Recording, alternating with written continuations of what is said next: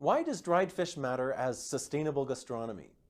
Dried fish is a food that is eaten quite widely around the world, but it's not always linked to sustainability or to gastronomy.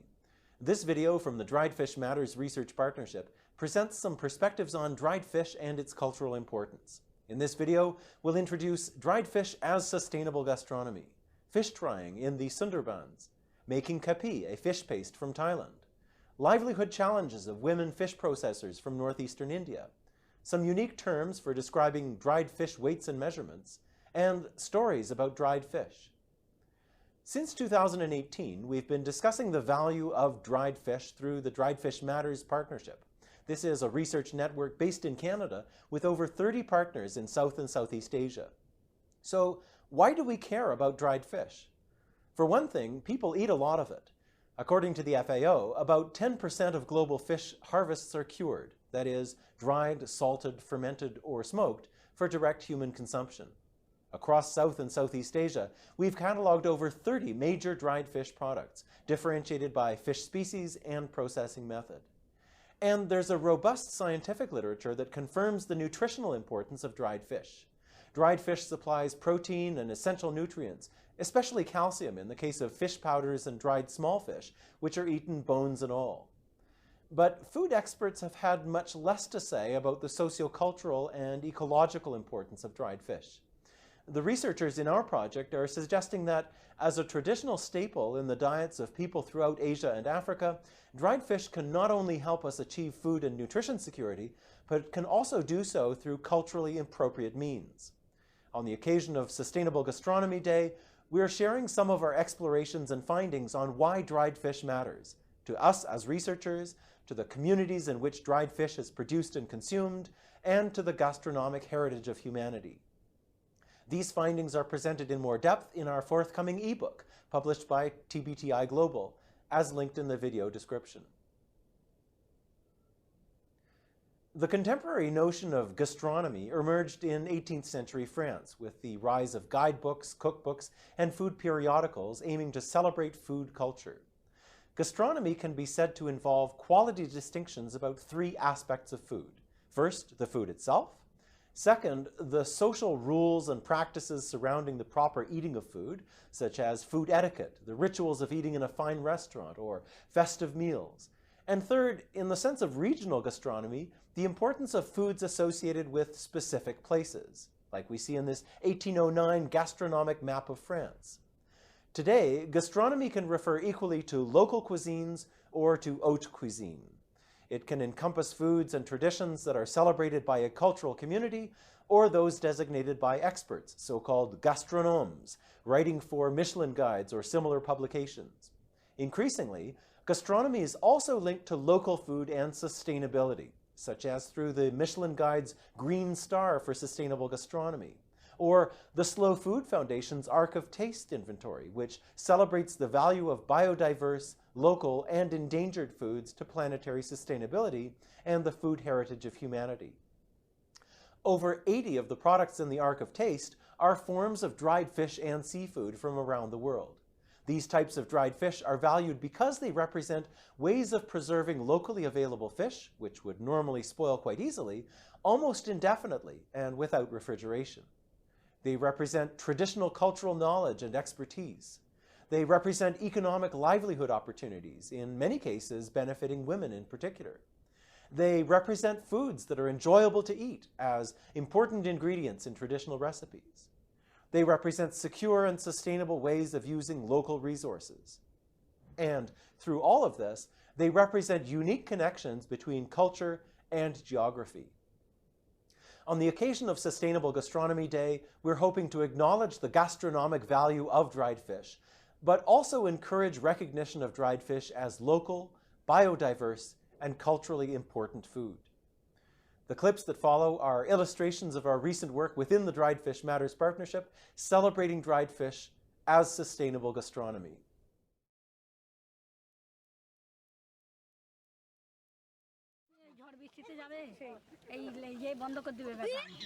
আর ঝড় বৃষ্টিতে কিরকম এই জায়গাটা পুরো কি ভেঙে চুরে গেছিল কি ক্ষতি?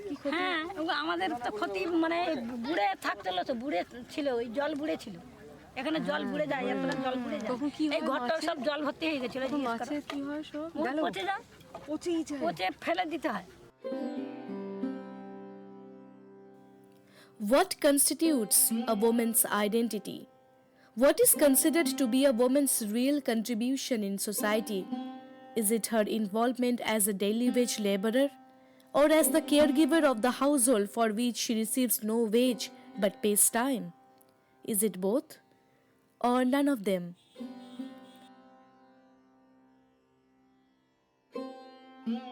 How do their lives revolve under the threat of climate change induced disasters, and how do they respond to them?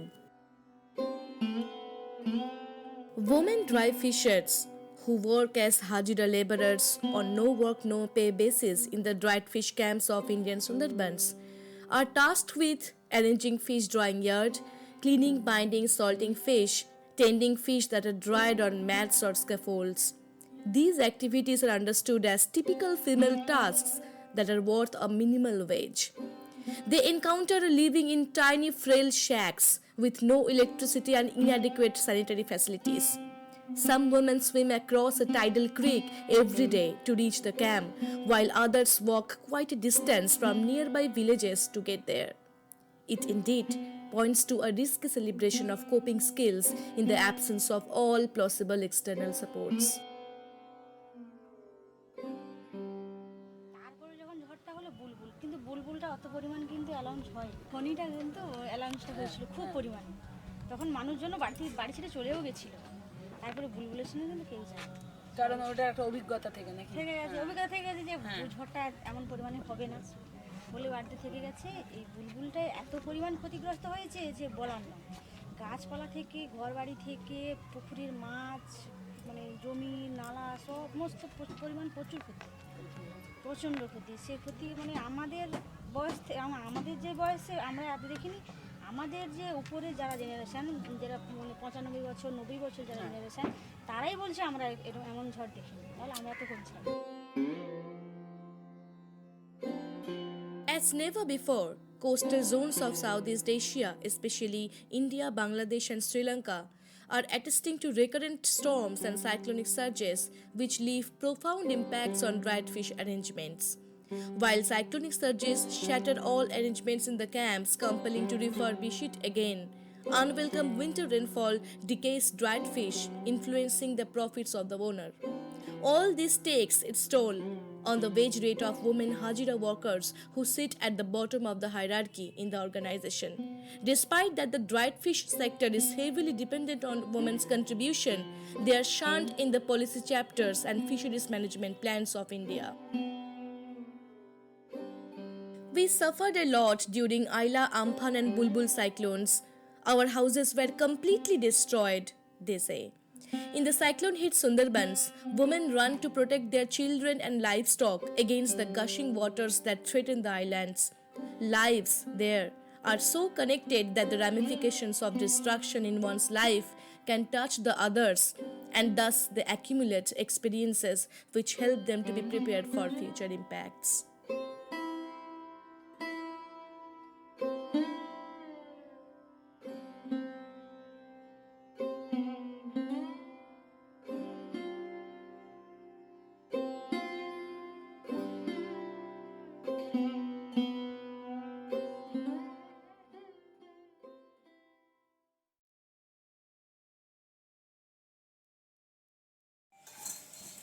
നമുക്ക് ചെമ്മീൻ ക്ലീൻ ചെയ്യുമ്പോൾ തലയെടുത്ത് സൂക്ഷിച്ച് വെക്കാറുണ്ട്.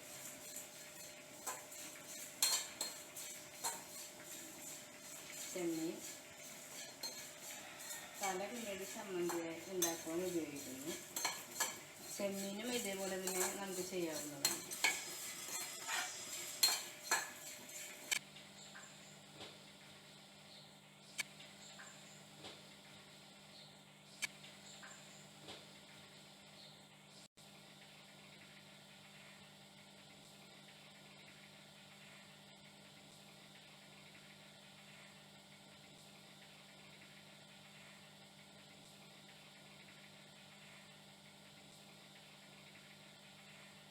ഞാനിത് പഠിച്ചത് അമ്മയിൽ നിന്നാണ്.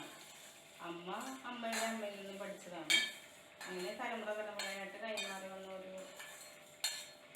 രുചിയാണ്.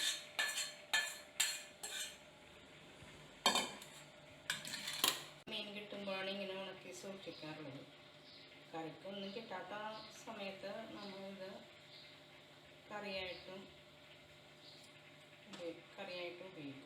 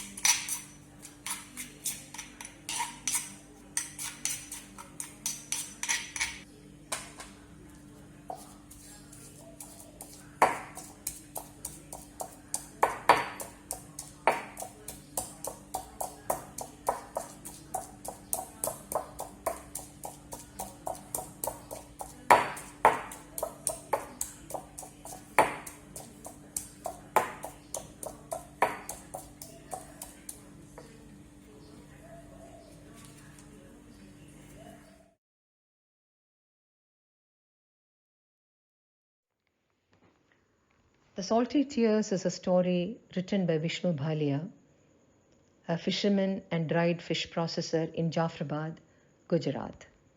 The story is of a fisher family. Dhani, the old mother who had lost her elder son to the sea, is very possessive and insecure about her younger son, Raka. She would not allow him to go fishing on a trawler. But the time comes when the young and dynamic Raka could not hold himself from wanting to explore the vastness of the wild ocean. While Ramji, Raka's father, supports him, Dhani is just not ready to part with her son. The story very powerfully and empathetically portrays the fear, anxiety, and love of a mother on the one hand, and the exhilaration and passion of seafaring on the other, both interceded ultimately by the necessity of survival.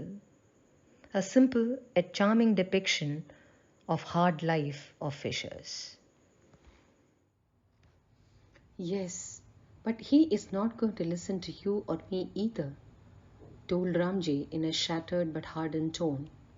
He just smirked, was about to speak more, but words chose to remain unspoken.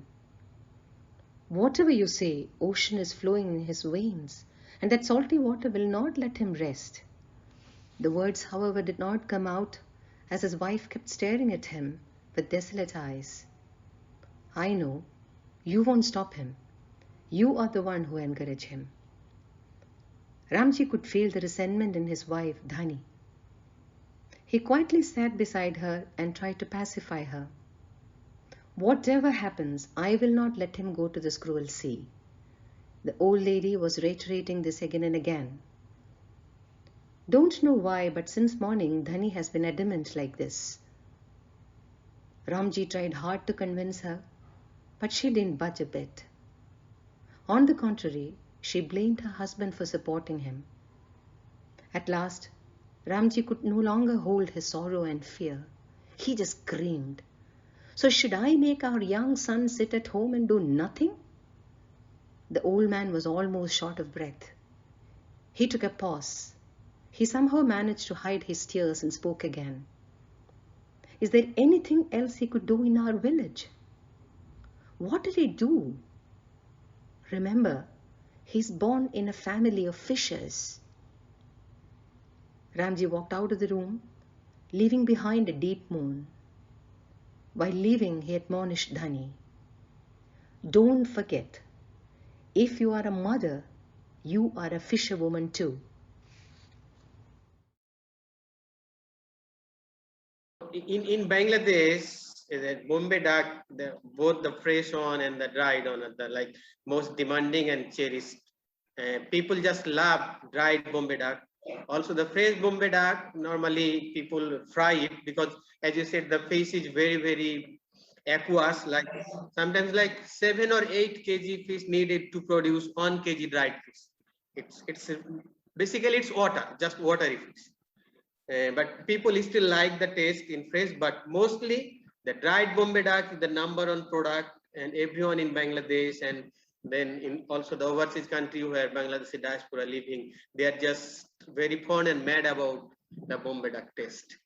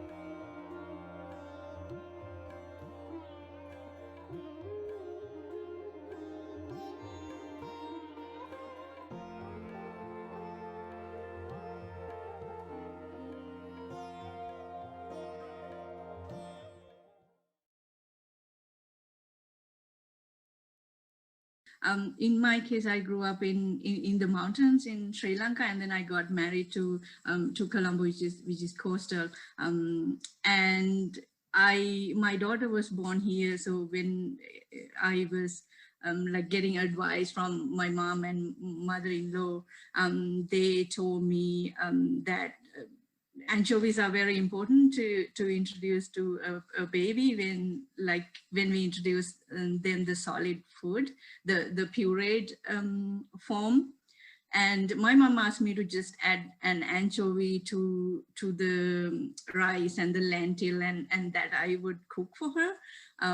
I didn't cook her that because like I went by fruits and other stuff that I can find here. But then from my mother-in-law's side, I got this package, and there were little bottles filled with ground anchovies, like dried ground anchovies. So it was a powder, and she made sure that I add a little bit at least once a week to make sure that she get the calcium. So that's how early that taste is introduced to babies. Unit-based pricing, for example, price per piece, and weight-based pricing, for example, price per kg, are two of the most common pricing strategies for unpackaged groceries in modern retailing business. Dried fish markets of Karnataka, Uttar Kannada district in particular, mostly run by women, so how they navigate traditional weights and measurements on the one hand, and prices on the other that vary by fish across the supply chain nodes. While mapping the dried fish markets in Karnataka, the authors noticed that sellers of dried fish use different weights and measurements for selling different fish species. We probed further in the supply chain to understand what measurements are followed in the procurement process of different species. This led us to multiple and varied measurements in various nodes of the supply chain of different species. We found some species being sold in counts and numbers, some in kgs, some by non-standardized heaps, and yet others by volume measured in kolaga and seru, two pails of different size for measurement.